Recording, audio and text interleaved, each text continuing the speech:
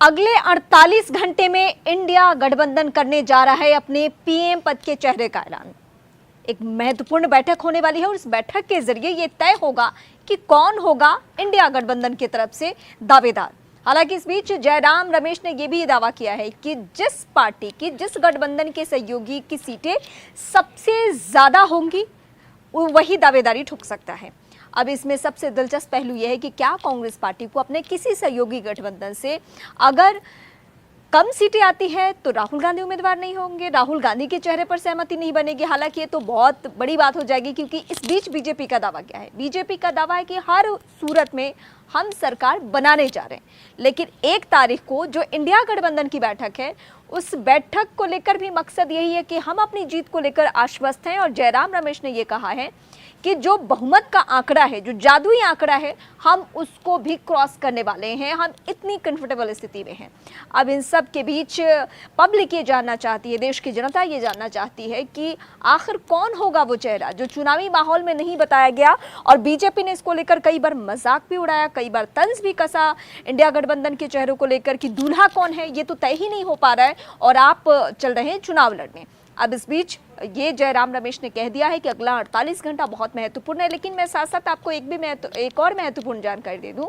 ममता बनर्जी ने इस बैठक से दूरी बना ली है। इसके पीछे उन्होंने वजह गिनाई कि 1 तारीख को तो वोटिंग होनी है और मैं अपने प्रदेश में रहना चाहती हूं, वहां पे मेरी जिम्मेदारियां हैं। और साथ साथ उन्होंने उस बीच रिमाल तूफान का भी जिक्र किया था कि मेरा प्रदेश जो है वो रिमाल तूफान से प्रभावित है, तो मैं उन सारे कामों में व्यस्त हूँ।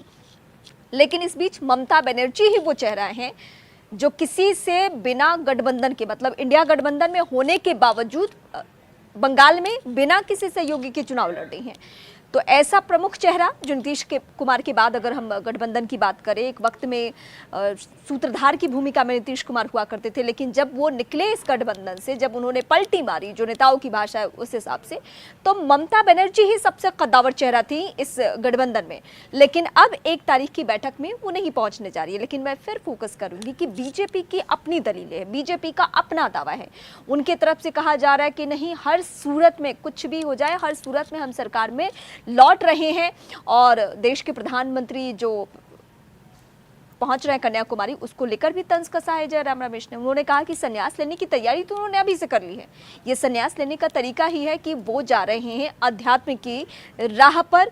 तो इस बीच मैं फिर दोहराऊंगी, 48 घंटे बेहद महत्वपूर्ण है। इंडिया गठबंधन की जो बड़ी बैठक होनी है उसके जरिए वो चेहरा सामने आने वाला है। हालांकि ये सब कुछ तय होगा चुनाव परिणाम के बाद, लेकिन उससे पहले क्या ये हमें बता दिया जाएगा इंडिया गठबंधन के जरिए कि किस चेहरे पर सहमति बन रही है? जवाब नहीं होगा, क्योंकि उनका कहना है कि जिसकी सीटें ज्यादा होंगी उसी को ये मौका मिलेगा। तो अभी भी हमें थोड़ा इंतजार करना होगा, लेकिन 48 घंटे बाद जो बैठक है उस बैठक से जरूर कुछ ना कुछ बड़ी बातें निकलकर सामने आने वाली है।